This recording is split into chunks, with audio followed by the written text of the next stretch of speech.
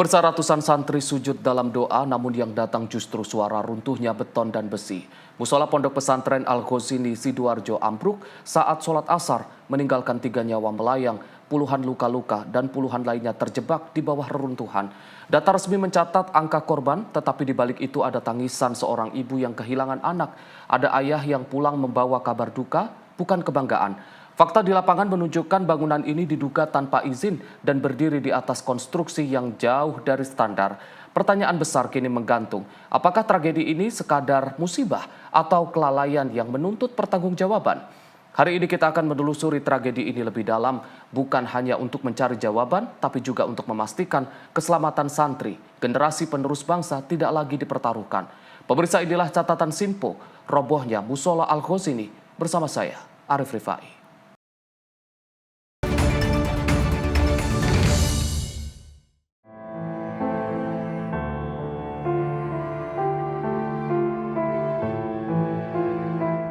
Sebuah suara gemuruh menggetarkan desa Buduran Sidoarjo pada Senin sore 29 September 2025.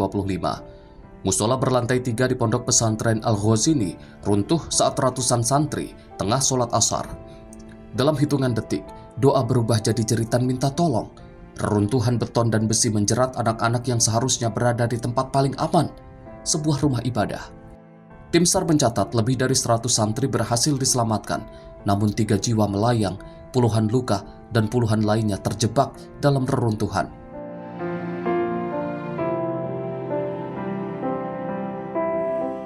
Di luar lokasi, tangis keluarga melebur dengan suara mesin alat berat. Sebagian orang tua memanggil nama anaknya, namun yang kembali hanya sunyi. Pertanyaan besar pun menggantung, mengapa bangunan yang seharusnya melindungi malah merenggut nyawa?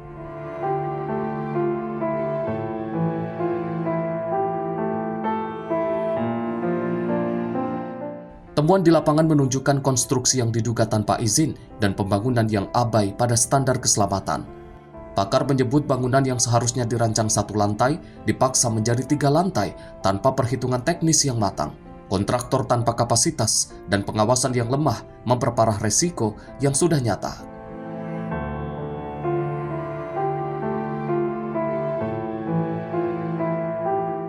Tragedi ini meninggalkan luka dalam, bukan hanya bagi keluarga korban, tapi juga bagi kita semua.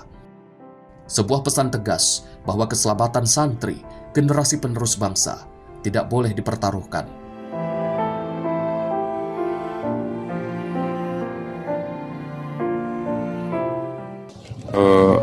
Berbagai macam pihak datang untuk memberikan bantuan.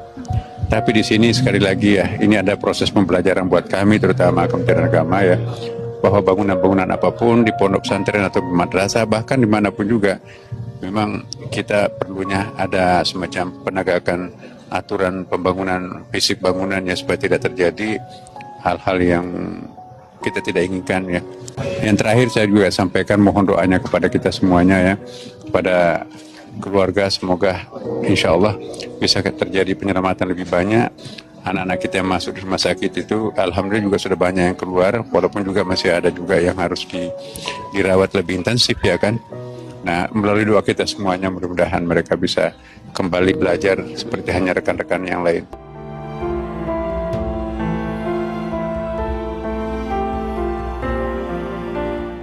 Hari ini, melalui catatan dan analisis, kita akan menelusuri fakta di balik robohnya musola Pondok Pesantren Al-Ghazini dan mencari jawaban agar tragedi serupa tak lagi terulang. Selengkapnya di catatan Sinpo.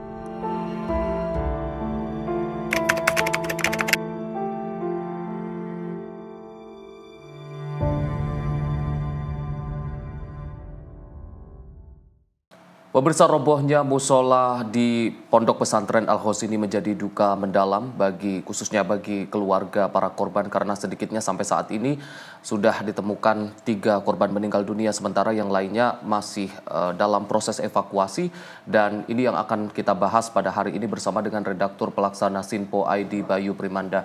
Mas Bayu, apa kabar Mas? Baik. Mas Bayu, hari ini kita akan membahas tema yang cukup memilukan terkait dengan robohnya musola di Pondok Pesantren Al-Ghazini. Apa yang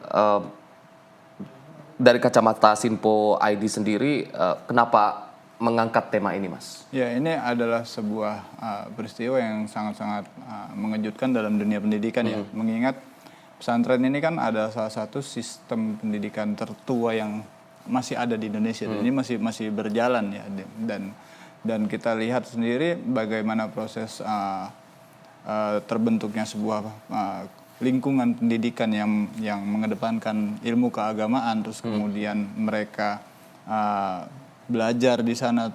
Namun pada prosesnya ada peristiwa yang belakangan ini ya cukup memilukan, di mana ada ratusan santri yang sedang melaksanakan sholat asar, terus kemudian tertimpa bangunan yang sedang dibangun. Ini yang menjadi sebuah catatan tersendiri buat Sinpo untuk kemudian menyampaikan kepada masyarakat bahwasanya ada hal yang perlu menjadi perhatian semua pihak, terutama bagi para pengurus pesantren khususnya, karena memang ada catatan-catatan yang kemudian kami dapat, terus setidaknya bisa menjadi evaluasi bersama bila seandainya nanti akan ada dilakukan proses pembangunan gedung dan sebagainya yang dilakukan oleh para pengurus pesantren khususnya, karena memang ada pertimbangan-pertimbangan secara teknis yang memang harus dilakukan oleh pengurus pesantren sebelum melakukan pembangunan. Salah satunya mulai dari masalah perizinan, terus kemudian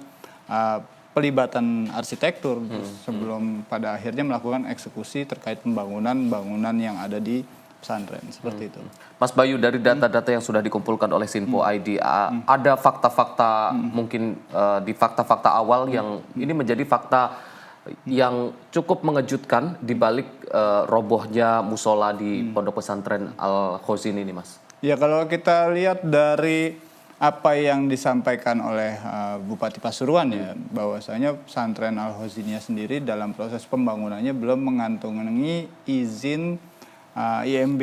Ini yang tentu menjadi sebuah catatan tersendiri bagaimana pengurus pesantren yang lainnya juga harus mengambil pelajaran dari adanya pembangunan yang memang ternyata belum mengantongi izin, terus kemudian berimbas pada bencana yang kita lihat saat ini. Ini yang harus menjadi sebuah evaluasi bersama agar kedepannya tuh bukan, karena memang kan di wilayah Jawa Timur ini kan banyak ya, pesantren itu banyak. Terus kemudian ketika mereka melakukan pembangunan ini, mereka mungkin dalam proses membangunnya tujuannya kan untuk akademisi, ya kan, untuk tujuan akademik, tapi tetap harus mengutamakan adanya proses perizinan tersebut dan juga pertimbangan-pertimbangan terkait masalah arsitektur. Dan ini juga harus melibatkan ahli-ahli teknik sipil untuk kemudian mempertimbangkan apakah bangunan tersebut layak untuk kemudian dibangun menjadi lantai 2, lantai 3 sebagaimana yang kita tahu di Al-Khoziniyah kan seperti itu. Kalau seandainya pertimbangannya hanya sekedar untuk menambah kapasitas bangunan, tentu banyak hal yang kemudian menjadi sebuah catatan tersendiri bagi pengurus pesantren sebelum melakukan eksekusi dalam pembangunan tersebut. Terkait dengan fakta bahwasannya tidak ada IMB terkait dengan pembangunan musola ataupun pondok pesantren ini, seberapa penting, Mas, dari kacamata Sinpo ID terkait dengan izin mendirikan bangunan ini? Ini mungkin tidak terbatas pada pondok pesantren saja, tapi juga bangunan-bangunan lain yang mungkin banyak di daerah-daerah di Indonesia yang menganggap bahwasannya IMB ini hanya sekedar formalitas, hanya sekedar administrasi. Tapi kalau dari kacamata Sinpo ID sendiri, IMB ini apakah memang hanya sebatas administrasi atau memang memiliki makna penting terkait dengan keselamatan dan lain sebagainya, Mas? Iya, sebagaimana kita tahu, penerbitan izin IMB ini kan tentu ada pengkajiannya dulu dalam proses penerbitan IMB-nya. Apakah dalam standar proses membangun sebuah bangunan ini sudah dilengkapi prosedur-prosedur yang memang harus dilengkapi oleh si pembangunnya. Nah, makanya dalam proses penerbitan izin tersebut tentu ada hal-hal yang harus dipenuhi oleh para pengurus pesantren khususnya. Terus kemudian juga yang paling penting adalah melibatkan unsur-unsur dari arsitektur untuk kemudian memberikan pandangan mereka apabila mereka ingin membangun sebuah bangunan yang lebih tinggi lagi. Terlebih ini kan kita ada sejumlah catatan, kita minta pendapat para arsitek untuk kemudian mereka mengatakan bahwasanya rencananya bangunan yang menjadi musola di pesantren Al-Khoziniyah ini memang direncanakan hanya untuk satu lantai saja awalnya. Terus kemudian karena bertambahnya kapasitas santri, terus kemudian perlu ada penambahan ruang, maka dilakukan pembangunan. Nah ini yang pembangunan ini yang pada akhirnya menjadi sebuah masalah, karena memang bila bangunan yang memang sedari awal itu direncanakan hanya untuk satu tingkat, terus kemudian ditambah menjadi 2 lantai dan 3 lantai, berarti kan secara nggak langsung bebannya itu bertambah sampai 300%. Nah ini yang akhirnya membuat bangunan tersebut tidak kokoh, terus kemudian ya terjadi bencana. Ya ini yang tentu sangat-sangat kita sayangkan. Kita harap semua pihak, bukan hanya pesantren Al-Khoziniyah saja ya, tapi juga lembaga pendidikan lain, apapun itu bentuknya, bisa mengambil pelajaran dari yang terjadi di wilayah Pasuruan ini. Terus kemudian mereka tidak lagi melakukan pembangunan yang memang asal eksekusi saja, tapi juga ada pertimbangan-pertimbangan khusus melibatkan para teknik sipil, ya kan. Terus kemudian ada pertimbangan-pertimbangan yang pada akhirnya proses pembangunannya bisa berjalan lebih baik. Dan kita juga menyampaikan kepada masyarakat bahwasanya ada sejumlah polemik yang pada akhirnya memang jadi perbincangan di sosial media. Ini yang tentunya kita ingin meluruskan, ada beberapa hal yang menjadi sebuah catatan. Salah satunya yaitu pelibatan santri dalam proses pengecoran.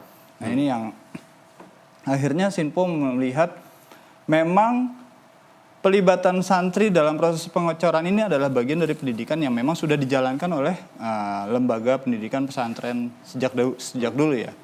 Nah, tapi dalam proses pengecoran tersebut setidaknya harus ada proses pengawasan yang lebih ketat lagi dari tim ahli yang memang paham terkait dengan masalah pengecoran. Jadi nantinya pengecoran yang dilakukan terhadap gedung-gedung yang saat ini sedang dibangun itu bisa jauh lebih baik lagi bila seandainya pengawasan itu bisa dilakukan secara ketat. Nah ini yang harus jadi catatan bersama ya, karena memang semua pihak pada akhirnya tertuju mempermasalahkan terkait masalah pengecoran yang memang ternyata melibatkan para santri seperti itu. Mas Bayu, dari fakta-fakta yang ditemukan di awal bahwa saja sebenarnya bangunan tersebut awalnya hanya satu lantai.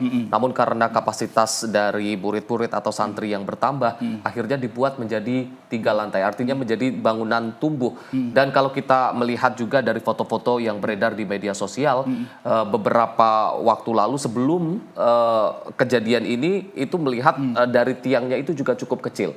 Kalau dari fakta-fakta ini Mas, apakah ini murni kecelakaan karena memang kecelakaan yang tak terduga atau ada unsur-unsur kelalaian di dalamnya, Mas? Ya, yang tadi saya katakan ya, makanya Sinpo melihat kejadian ini secara menyeluruh. Bagaimana kita meminta pendapat sejumlah pihak untuk kemudian memberikan penilaian mereka terkait peristiwa yang terjadi di Al-Khoziniyah.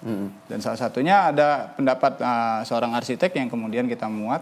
Ini menilai bahwasanya proses pembangunan yang memang dilakukan di pesantren tersebut ada hal-hal yang memang belum dilakukan sesuai dengan standarnya. Makanya ada sejumlah catatan yang kemudian catatan tersebut kita tuangkan, kita muat di Sinpo ID, terus kemudian kita sampaikan kepada masyarakat. Salah satunya yang paling penting itu adalah bangunan awal yang memang yang standarnya itu direncanakan hanya satu tingkat, terus kemudian dibangun menjadi tingkat yang kedua dan ketiga, tentu harus ada revisi terkait masalah fasad dan sebagainya. Ini yang tentunya jadi sebuah perbincangan di kalangan para arsitektur sendiri ya, karena memang membangun sebuah gedung yang berawal dari tingkat 1 berarti kan harus ada penambahan dalam proses penambahan tiangnya atau enggak pancangnya dan sebagainya. Ini yang jadi sebuah catatan tersendiri dan ini kita sampaikan pada masyarakat. Kita muat di Sinpo ID, semoga masyarakat juga bisa mengambil pelajaran dari apa yang terjadi di Al-Khoziniyah. Meskipun saat ini evakuasi memang tengah dilakukan, tapi kalau kita melihat dari fakta-fakta di lapangan, Mas, dari kacamata Sinpo ID sendiri, siapa yang pihak yang menurut Sinpo ID ini menjadi pihak yang harusnya ini bertanggung jawab? Apakah dari pihak pesantren atau dari kontraktor atau dari pemerintah daerah setempat atau seperti apa, Mas? Harus ada pengkajian yang lebih dalam lagi terkait masalah siapa pihak yang paling bertanggung jawab dalam kejadian ini. Ya tentunya paling pertama adalah para pengasuh pondok pesantren, mengingat mereka merupakan tonggak paling depan yang paling bertanggung jawab atas jalannya roda pendidikan di pesantren tersebut dan juga pembangunan yang ada di pesantren. Makanya nanti kita lihat dalam proses investigasinya apakah nanti kemudian ditemukan kelalaian, dan tentunya aparat kepolisian akan lebih subjektif lagi untuk kemudian melihat siapa pihak yang lebih bertanggung jawab. Ini proses pemeriksaan dan investigasinya nanti akan kita sampaikan secara berkala ya, karena memang saat ini kan kita masih fokus terhadap evakuasi para korban. Nah, mengingat dalam peristiwa tersebut terjadi dalam rentang waktu sekitar pukul 15.30, itu sedang waktu sholat asar, berarti secara nggak langsung kapasitas musola ini sedang dipakai secara penuh oleh para santri, terus kemudian musolanya ambruk, ya berarti secara nggak langsung banyak korban yang masih tertimbun di bawah. Berarti kita saat ini masih fokus dalam proses evakuasi para korban dulu. Ya, kita coba sampaikan update-nya bagaimana dari BNPB, bagaimana, apakah sejauh ini masih ada tanda-tanda kehidupan di reruntuhan tersebut. Ini yang menjadi sebuah pemberitaan terkini buat Sinpo ID. Nantinya dalam proses investigasi di aparat kepolisian ya tentu kita akan sampaikan secara gamblang. Kita harap proses investigasinya bisa berjalan lebih transparan, jadi masyarakat bisa tahu siapa saja pihak yang perlu bertanggung jawab atas peristiwa tersebut. Terkait proses evakuasi yang memang saat ini tengah berjalan dan kita tahu yang beredar di media sosial begitu dramatis, di mana juga para keluarga dari korban ini juga menantikan keselamatan dari mungkin putranya ataupun anak-anaknya yang saat ini memang masih terjebak di dalamnya. Kalau kita melihat dari SOP evakuasi, Mas, pada awalnya tim evakuasi ini kan memilih untuk mengevakuasi secara manual tanpa menggunakan alat berat dengan pertimbangan bahwasannya ketika menggunakan alat berat akan lebih meningkatkan resiko runtuh karena dikhawatirkan masih ada tanda-tanda kehidupan atau masih bisa ada anak-anak yang diselamatkan.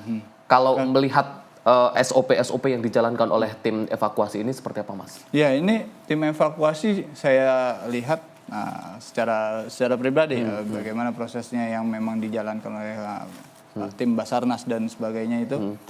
Memang sudah dilakukan secara proporsional sebagaimana mereka selama ini lakukan dalam proses evakuasi yang selama ini berjalan ya. Karena memang pertama untuk mengevakuasi korban dari sebuah bangunan yang rubuh itu tidak bisa langsung kemudian melibatkan eskavator atau enggak alat-alat berat, karena memang ada resiko lain ketika bobot sebuah beton yang kemudian sudah menimpa korban ini kemudian bergeser, ada resiko untuk kemudian korban lebih tertimpa kembali. Nah, makanya dalam prosesnya dilakukan secara manual dulu, setidaknya melakukan cara-cara yang tidak memberikan beban lebih besar lagi kepada beton yang memang sudah ambruk. Bila seandainya itu masuk ke alat berat terus kemudian ada berjalan di atas beberapa runtuhan, itu kan kita nggak tahu posisi korban ada di sebelah mana. Ada kemungkinan salah satu sisi yang kemudian bertambah berat karena diinjak oleh eskavator ini bisa menjepit korban-korban yang dalam kondisi pada saat itu masih hidup kemungkinannya.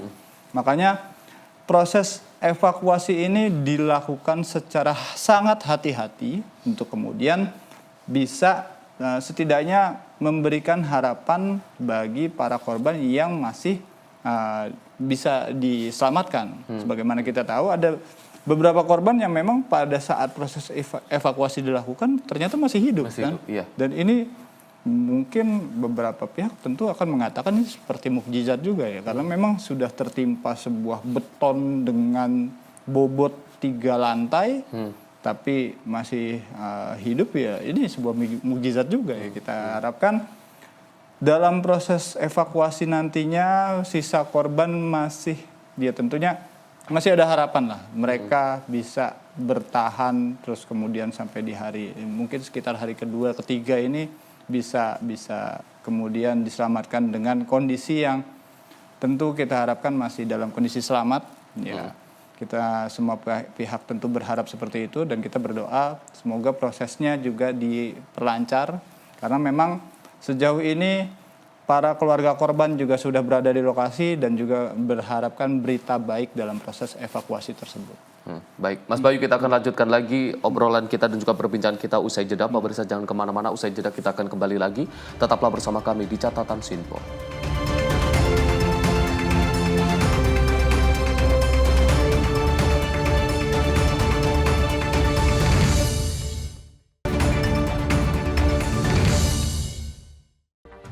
Rangkaian peristiwa penting kami hadirkan untuk menemani sore hari Anda.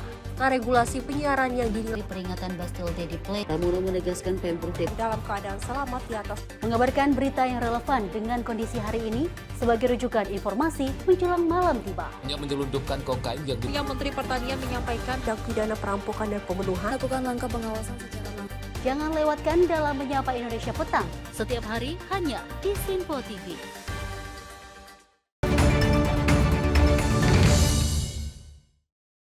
Pemirsa, Anda kembali menyaksikan Catatan Sinpo, masih membahas tema kita pada hari ini terkait dengan runtuhnya musola di Pondok Pesantren Al-Khozini. Mas Bayu, kita lanjutkan lagi perbincangan kita, Mas, terkait tadi proses evakuasi. Kalau kita melihat di lapangan, bagaimana proses evakuasi ini berjalan dengan cukup dramatis, di mana para keluarga korban kemarin juga sempat histeris dan juga sempat emosi terkait melihat bagaimana tim evakuasi. Tapi kalau dari catatan Sinpo sendiri, melihat apa yang dilakukan oleh tim evakuasi di sini dari tim SAR, Basarnas, dan lain sebagainya, apakah ini memang sudah sesuai dengan SOP?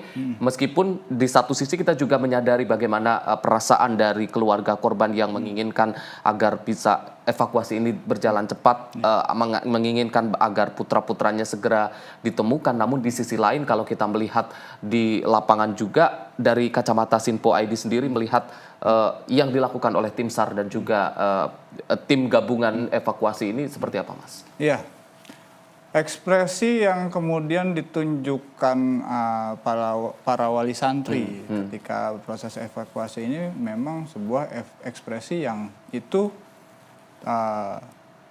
spontanitas ditunjukkan karena memang dalam proses evakuasi yang memang butuh kecepatan, kecermatan dan juga ketelitian dalam proses evakuasinya tentu membuat para pihak yang saat itu berada di lokasi mungkin ingin memberikan kontribusi dengan cara langsung terus kemudian memberikan usulan-usulan, tapi memang ada pertimbangan khusus.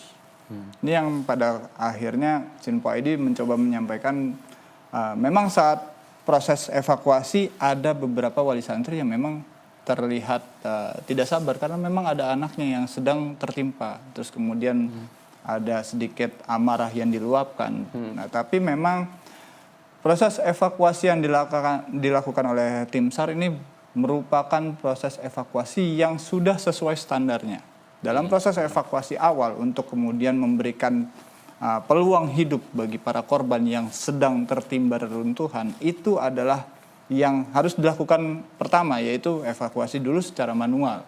Melihat kondisi beton yang sudah menimpa, tentu tidak bisa langsung ditambahkan beban yang baru untuk kemudian datang kemudian alat berat dievakuasi secara masif dengan cara mengangkat beton-beton tersebut. Harus ada evakuasi yang dilakukan secara bertahap, yaitu yang manual untuk kemudian bisa mencari celah-celah dari para korban yang memang tertimbun beton. Ini evakuasi standar yang memang dilakukan oleh tim SAR ya, tim dan para tim gabungan juga. Nah, kita harapkan memang kita tidak mungkin ada hal yang bisa Sinpo sampaikan bahwasanya kita memang tidak berada di posisi sebagai korban. Jadi bukan berarti kita harus menjudge bahwasanya orang yang kemudian melontarkan amarahnya, meluapkan amarahnya karena anaknya sedang berada di bawah itu adalah orang yang salah, bukan. Tapi kita juga harus melihat peristiwa ini secara menyeluruh. Untuk proses evakuasi juga perlu dilakukan kehati-hatian agar korban lain yang memang berada di bawah beton itu tidak kemudian lebih terhimpit lagi ketika ada proses evakuasi dilakukan dengan menggunakan alat berat. Makanya Sinpo mencoba untuk melihat peristiwa ini secara menyeluruh untuk kemudian masyarakat pun memahami situasi dan bagaimana cara tim gabungan untuk kemudian melakukan evakuasi ini bisa lebih baik lagi. Toh terbukti juga pada akhirnya sudah berhasil melakukan evakuasi hingga hampir 100 santri juga ya yang berhasil dievakuasi, dan itu beberapa diantaranya juga sudah dinyatakan selamat. Dan sejauh ini kan korban meninggal dunianya baru ada 3 orang ya. Nanti kita update lagi bagaimana proses selanjutnya. Apakah ada update selanjutnya? Tentu akan kita sampaikan. Yang pasti pada saat ini evakuasi juga masih terus berjalan. Kita harapkan masih ada peluang hidup bagi para korban yang memang sudah tertimpa beton di pesantren tersebut. Mas Bayu, ini berkaitan dengan SOP evakuasi ini, akhirnya tim gabungan yang melakukan evakuasi ini memutuskan untuk menggunakan alat berat.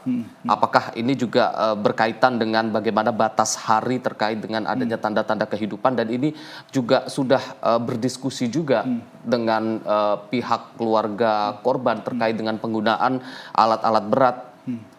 Ketika sudah digunakan alat berat ini, Mas, itu apa artinya, Mas, terkait dengan proses evakuasi ini?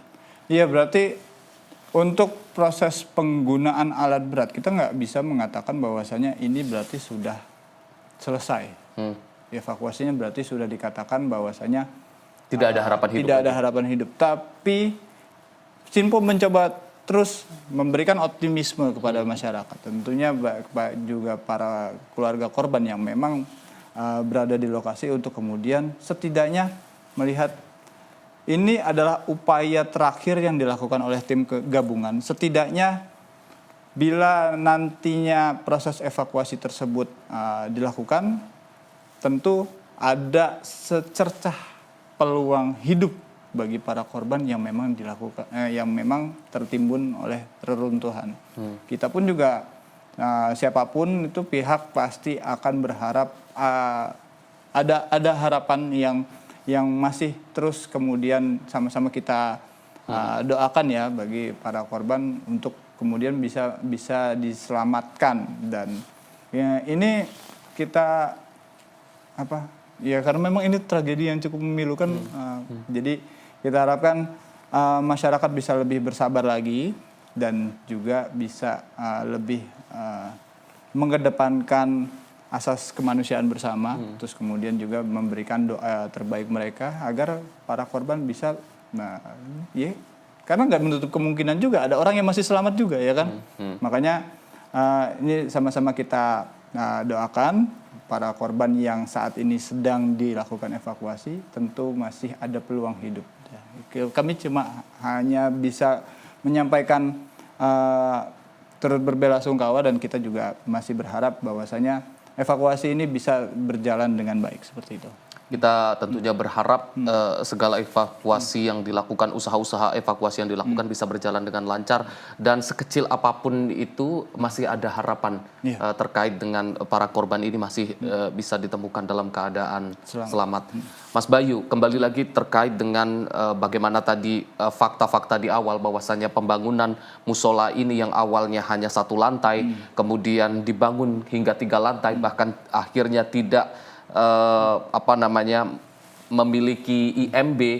Tapi masalah IMB ini kan menjadi permasalahan yang sebenarnya mungkin dianggap remeh oleh masyarakat terkait dengan pembangunan. Mungkin mengatakan atau berpikiran ngapain sih harus mengurus IMB, kemudian bisa saja bangunan itu yang awalnya hanya untuk 1 lantai kemudian ditambah lagi untuk 3 lantai. Itu kan menjadi hal yang sebenarnya di pikiran masyarakat itu menjadi hal yang umum, dan ini yang perlu kita edukasi kepada masyarakat dan mungkin dari pemerintah yang terkait juga mengedukasi kepada masyarakat, Mas. Ya, ini memang perlu dilakukan. IMB itu menjadi sebuah standar perizinan bagi seluruh pihak yang ingin membangun bangunan tentunya. Dalam proses pembangunannya ini tentu ada standar-standar yang perlu dilengkapi. Oleh karenanya IMB menjadi hal yang sangat krusial bila seandainya ada pihak yang ingin melakukan proses pembangunan. Makanya jika IMB ini sudah diterbitkan, tentu standar-standar prosedur yang ingin dilakukan proses pembangunannya ini juga sudah harus dilengkapi juga. Makanya jangan sampai proses pembangunan yang memang niatnya itu baik, tapi justru berakhir dengan malapetaka. Makanya IMB ini menjadi sebuah tonggak untuk kemudian bagi masyarakat yang ingin melaksanakan proses pembangunan harus bisa dipenuhi. Makanya terus dalam proses pembangunannya juga setidaknya melibatkan unsur-unsur pihak-pihak yang ahli dalam proses pembangunan, yang memang berkompeten, baik itu dari pihak yang ahli dalam teknik sipil, terus kemudian arsitektur, karena memang pembangunan yang dirancanakan dengan matang tentu akan memberikan dampak yang lebih positif lagi bagi para penggunanya. Dan belajar dari kasus yang terjadi di pesantren Al-Khoziniyah itu kan memang bangunan musola yang sedari awal direncanakan hanya 1 lantai, terus kemudian ditambah menjadi kapasitasnya di 3 lantai, berarti ada pertimbangan tersendiri yang sebenarnya harus dihitung secara cermat oleh pihak pengurus pesantren sebelum kemudian dilakukan eksekusi. Dan sebagaimana kita tahu pada akhirnya proses pembangunannya pun akhirnya memberikan bencana, dan ternyata dalam proses pembangunannya juga ada beberapa masalah, termasuk terkait masalah pelibatan santri yang memang dalam proses pengecoran ini yang perlu harus ditinjau lebih jauh. Apakah pengecoran tersebut kemudian disupervisi dengan baik atau tidak? Karena sebagaimana kita tahu pada akhirnya musola tersebut ambruk terus menimpa ratusan santri yang ada di bawahnya, berarti kan ada hal yang tidak beres dalam prosesnya, ya kan? Ini yang harus jadi catatan bersama, dan bukan hanya pesantren Al-Khoziniyah saja, tapi semua lembaga, semua pihak yang memang ingin melakukan proses pembangunan tentu harus ada perencanaan yang lebih matang lagi. Tapi kalau membahas terkait masalah santri yang dilibatkan dalam proses pengecoran, tentunya ini berkaitan dengan masalah pendidikan yang selama ini dijalankan oleh pesantren, seperti itu. Sebenarnya sah-sah saja dari catatan Simpo terkait dengan pelibatan santri dalam proses pengecoran, tapi dengan catatan harus ada pengawasan, atau seperti apa, Mas? Ya, kalau kita lihat pelibatan santri dalam proses pengecoran ini balik lagi ke metode pendidikan yang ada di pesantrennya. Sebagaimana kita tahu, pesantren ini kan adalah sebuah sistem pendidikan yang memang sudah berjalan di Indonesia sejak dulu, dan ini sebuah sistem pendidikan tertua di Indonesia, dan saat ini juga masih masif banyak di seantero Indonesia. Berarti secara nggak langsung memang sistem pendidikan yang ada di pesantren ini diterima oleh masyarakat. Sebagaimana kita tahu, pesantren mengajarkan pendidikan dan pengajaran yang tidak berhenti di batas lingkungan kelas saja. Mereka mengajarkan kepada para santrinya yaitu tentang bagaimana tentang cara-cara bermasyarakat itu 1x24 jam. Pendidikannya itu tidak berhenti, termasuk salah satunya dengan ikut bekerja sama dalam proses pengecoran. Ya, kalau seandainya kita lihat mereka bekerja terus kemudian melakukan pengecoran, berarti secara nggak langsung mereka belajar jadi tukang. Tapi kan bukan menjadi tukangnya yang menjadi sebuah simpul pendidikan yang diajarkan oleh pesantren, tapi bagaimana cara mereka untuk kemudian bersosialisasi, bekerja sama untuk kemudian memberikan kontribusi dalam proses pembangunan pesantren. Cuma yang jadi catatan dalam proses pembangunannya, apakah ada supervisi yang dilakukan pihak pesantren terkait proses pengecoran tersebut? Ini yang menjadi sebuah catatan tersendiri ya. Karena memang berbagai video kemudian keluar ramai diperbincangkan di publik karena ada santri yang dilibatkan dalam proses pengacaran ini terjadi di pesantren lain selain Al-Khoziniyah. Terus kemudian dilibatkan dalam prosesnya. Sebagaimana kita lihat di video tersebut, itu santrinya ratusan dan kemudian mereka bersama-sama bergotong royong melakukan pembangunan sebuah gedung, tapi pihak santri-santrinya pada naik ke atas gedung dengan jumlah yang cukup banyak. Berarti secara nggak langsung kan menambah beban bangunan yang sedang dibangun. Nah ini yang tentunya menjadi sebuah perbincangan tersendiri di sosial media. Ya ini harus jadi pembelajaran bersama bagaimana pelibatan santri dalam proses pengecoran. Apakah mereka nanti berperan sebagai apa, terus kemudian apakah ada supervisinya. Ini yang harus jadi catatan tersendiri dalam proses pengajaran yang ada di pesantren seperti itu.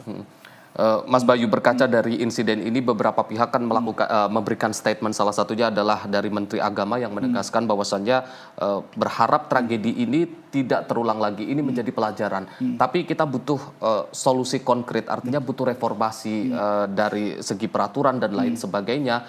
Ini dalam hal pondok pesantren yang memang berada di bawah naungan Kementerian Agama. Dari catatan atau dari kacamata Sinpo ID sendiri, Mas, apa yang perlu diperbaiki dari sistem kita, Mas, terkait dengan perizinan pembangunan pesantren dan lain sebagainya yang mungkin berkaitan dengan Kementerian Agama ini, Mas? Iya, sebagaimana kita tahu pesantren ini kan memiliki kurikulum tersendiri dan metode pengajaran masing-masing yang memang selama ini sudah dijalankan oleh masing-masing pesantren.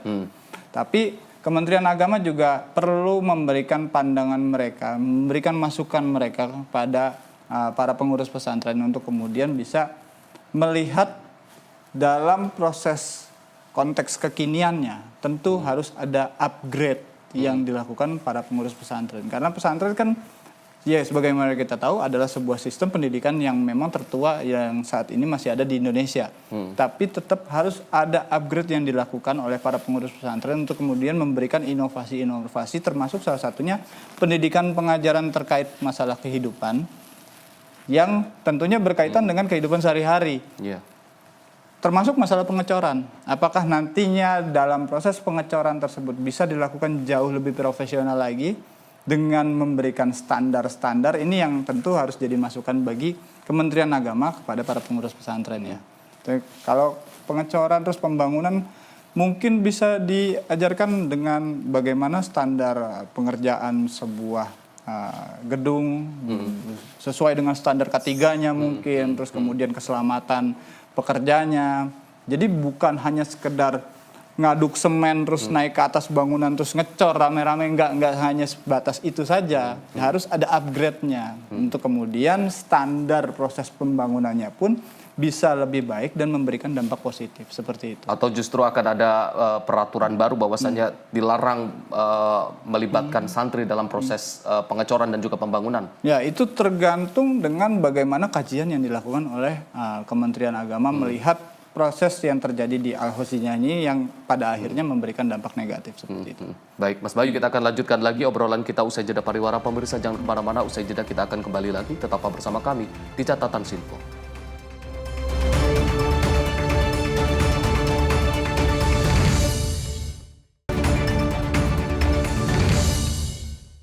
Apa saja peristiwa terhangatnya akan menemani Anda di waktu istirahat siang? Penting dengan Perdana Menteri Malaysia Anwar Ibrahim. Polisi menyita barang bukti satuan beroperasi di Terminal 1B. Ia menyebut GBN bukan sekedar pameran. Beragam isu dan kejadian yang sedang menjadi sorotan kami sajikan secara aktual dan terpilih. Dan Wakil Ketua DPR RI Dasko ke masyarakat Sebelumnya semua portal secara serentak. Jangan lewatkan Menyapa Indonesia Siang setiap Senin hingga Jumat hanya di Sinpo TV.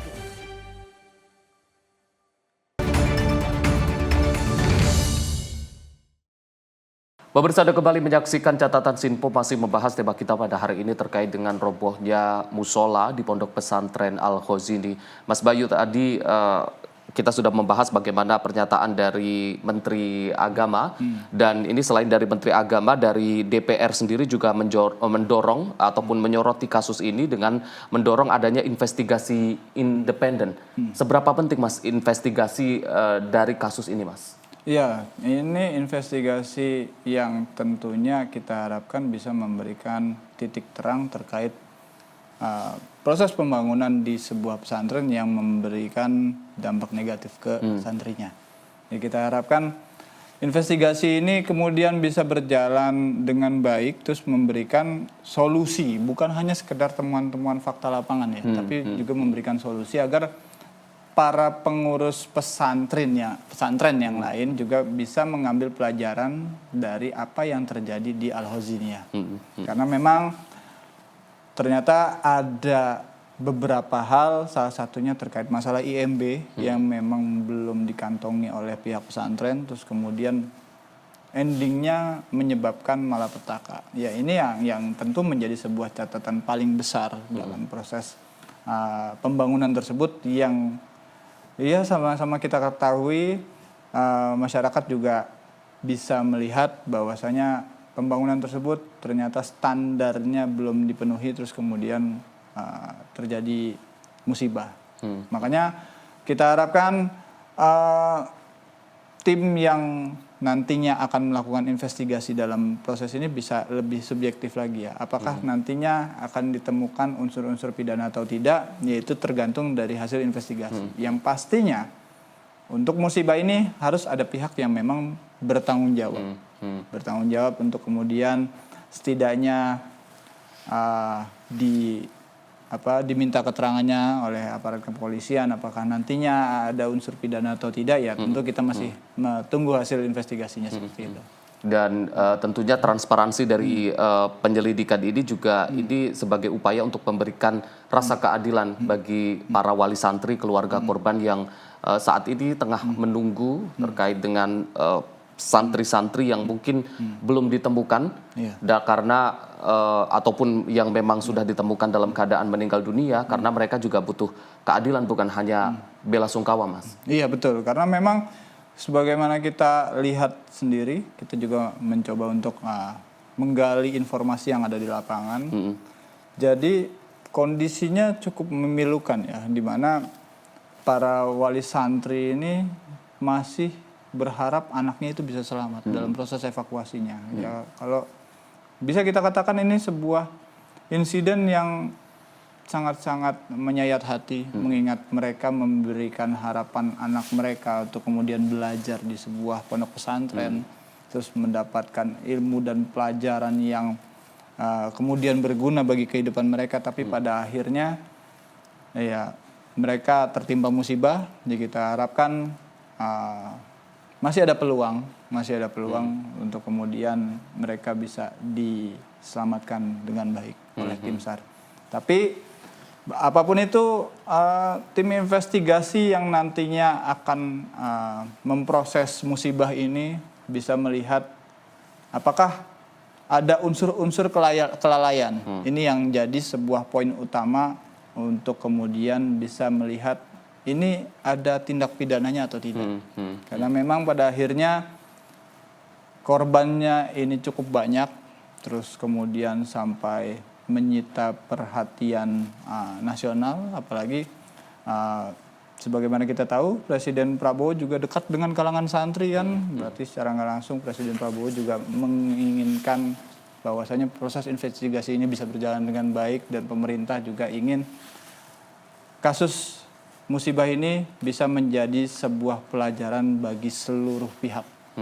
Jadi tidak kemudian kedepannya tidak kemudian bisa terjadi lagi, bisa ada upaya pencegahan lebih dini lagi agar peristiwa serupa tidak terulang di kemudian hari, seperti itu.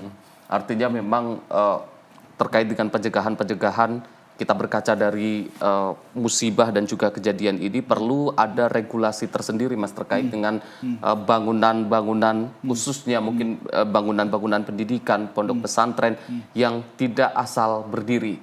Itu tadi kembali lagi bahwasanya perlu ada izin mendirikan bangunan, karena di dalam izin mendirikan bangunan adanya kajian-kajian hal-hal tersebut, Mas. Iya, karena dan salah satu yang paling penting adalah proses supervisinya. Karena supervisi dalam proses baik itu urusan pengecoran, terus kemudian pemasangan pancang dan sebagainya. Pokoknya urusan-urusan teknis dalam proses pembangunan sebuah gedung ini harus dilakukan supervisi yang secara menyeluruh dan juga harus melibatkan tim-tim ahli yang kemudian setidaknya memberikan pandangan mereka dan memberikan kontribusi untuk agar bangunan yang sedang dibangun tidak kemudian rubuh seperti yang terjadi saat ini. Karena pembangunan yang dilakukan secara masif tapi tanpa perhitungan belakangan pada akhirnya bisa memberikan musibah. Ini yang tentu sangat-sangat tidak kita harapkan. Ya, kita harap ini jadi pembelajaran bersama dan pemerintah juga bisa memberikan evaluasi-evaluasi yang setidaknya jadi masukan buat para pengurus pesantren untuk kemudian menjadikan pertimbangan agar proses pembangunan yang mereka lakukan di pesantrennya bisa berjalan dengan baik dan tidak berujung pada malapetaka seperti itu. Kalau kita berbicara terkait dengan pelajaran yang bisa kita ambil dari peristiwa ini, Mas, apa pelajaran yang mungkin terpenting yang ini bisa menjadi refleksi agar tidak terjadi di kemudian hari peristiwa ini, Mas? Ya, kalau kita lihat secara menyeluruh, mengingat pesantren ini adalah sebuah sistem pendidikan yang tertua ada di Indonesia, berarti harus ada kemudian penambahan kapasitas pendidikan, penambahan knowledge terkait masalah proses pembangunan, dan juga tidak lagi kemudian mengesampingkan yang namanya perizinan-perizinan, terutama terkait masalah IMB. Toh pada akhirnya ketika IMB ini diungkit, terus kemudian pengurus pesantren pun tidak bisa menunjukkan bahwasanya pembangunan di wilayahnya juga sudah dilakukan sesuai dengan perizinan. Ini kan pada akhirnya menjadi sebuah masalah tersendiri dan sangat-sangat menjadi bumerang bagi para pengurus pesantren yang pada akhirnya tentu dipermasalahkan juga, bukan hanya dari sisi pemerintah daerahnya juga, tapi juga jadi bumerang yang kemudian para pengurus pesantren ini jadi sasaran kemarahan para wali santri yang memang pada akhirnya mereka kecewa dengan apa yang terjadi. Mengingat anak-anak mereka disekolahkan di pesantren untuk kemudian mendapatkan pendidikan dan pengajaran terkait masalah kehidupan, terus kemudian menjadi korban karena adanya dalam tanda kutip kelalaian. Nah ini yang masalah-masalah yang mungkin awalnya terlihat sepele, hanya masalah perizinan untuk membangun, tapi terus kemudian dikesampingkan, terus tetap melakukan proses pembangunan, pada akhirnya memberikan musibah. Ini yang jadi sebuah pelajaran ya. Jadi kita harapkan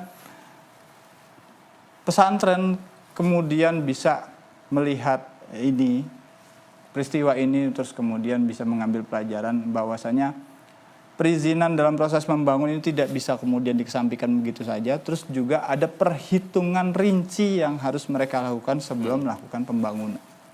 Sebelum pada akhirnya terjadi musibah seperti itu.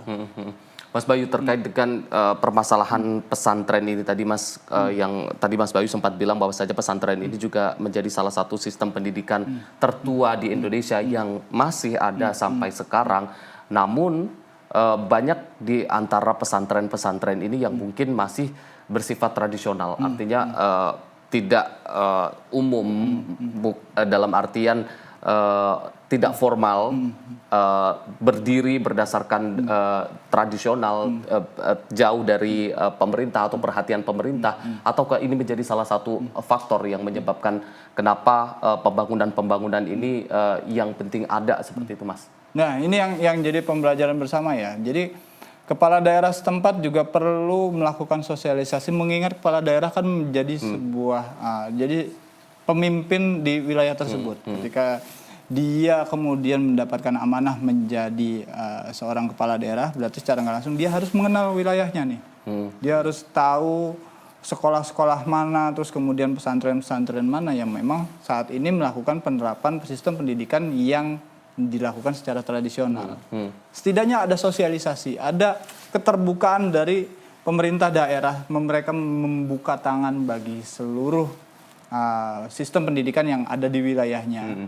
Terus kemudian dilakukan sosialisasi, dilakukan pendekatan, dan setidaknya dilakukan proses evaluasi bila mana ditemukan ada masalah dalam proses pendidikannya yang sedang berjalan. Jadi bukan hanya tanggung jawabnya dilimpahkan begitu saja ke pengurus pesantren yang memang sejauh ini sudah berjalan ya, mengingat pesantren kan lembaga pendidikan yang cukup tua juga kan, sudah tua dan itu masih berjalan di Indonesia. Tapi kepala daerah juga harus memberikan pandangannya.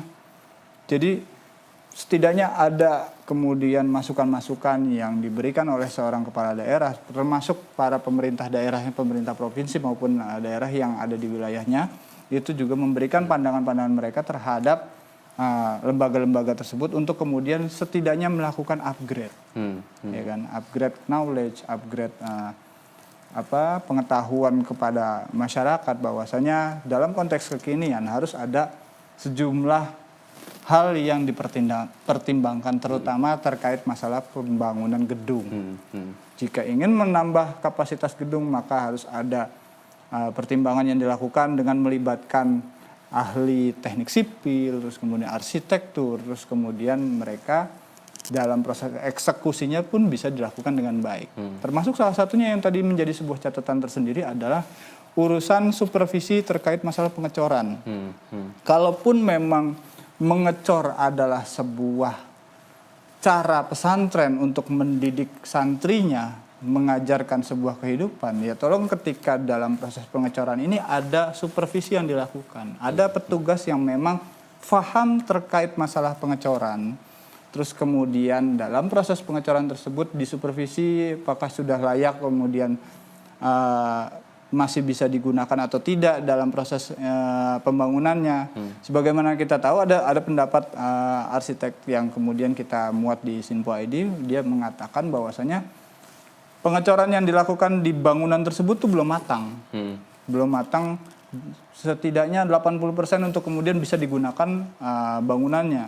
Jadi pengecoran yang sebelumnya itu belum matang, terus kemudian sudah digunakan, terus kembali dicor lagi atasnya. Berarti secara nggak langsung yang bawahnya belum kuat, terus kemudian langsung dilakukan pengecoran di atasnya, bebannya bertambah, terus kemudian ambles. Ini yang jadi sebuah dugaan penyebab terjadinya peristiwa tersebut. Makanya ini yang harus jadi pembelajaran bersama. Jadi bukan hanya mengedepankan ilmu untuk kehidupan saja, tapi juga ada pertimbangan yang lebih matang lagi bila seandainya ingin melakukan proses pembangunan gedung seperti itu. Apalagi memang kalau kita melihat juga itu dalam proses pembangunan di atasnya, tapi di bawahnya sudah digunakan untuk proses ibadah, kemudian belajar mengajar dan lain sebagainya, Mas. Ya, mungkin bisa nantinya pesantren bisa membuat sebuah pembelajaran saja atau enggak pelajaran tersendiri terkait masalah arsitektur. Ya ini kan nggak menutup kemungkinan mengingat pesantren memiliki sistem pembelajaran tersendiri dan kurikulum tersendiri, nggak menutup kemungkinan pihak pesantren bisa berinovasi untuk kemudian mengajarkan santrinya urusan arsitektur ataupun masalah teknik sipil seperti itu. Baik, Mas Bayu, terima kasih sudah hadir dan juga membahas tema kita pada hari ini. Terima kasih juga untuk pemirsa Sinpo TV, tentunya dari apa yang kita bahas tadi ini bisa menjadi pelajaran untuk kita semua. Dan kami dari keluarga besar Sinpo TV juga mengucapkan bela sungkawa sedalam-dalamnya untuk keluarga korban yang ditinggalkan, dan kita berharap proses evakuasi sampai saat ini masih dilakukan. Semoga bisa berjalan dengan lancar, semoga bisa menemukan korban-korban lainnya, dan masih ada harapan untuk korban-korban lainnya ditemukan dalam keadaan selamat. Sekali lagi saya Arif Rifai mewakili seluruh kru yang bertugas mengucapkan bela sungkawa, turut prihatin. Terima kasih atas kebersamaan Anda. Sampai jumpa.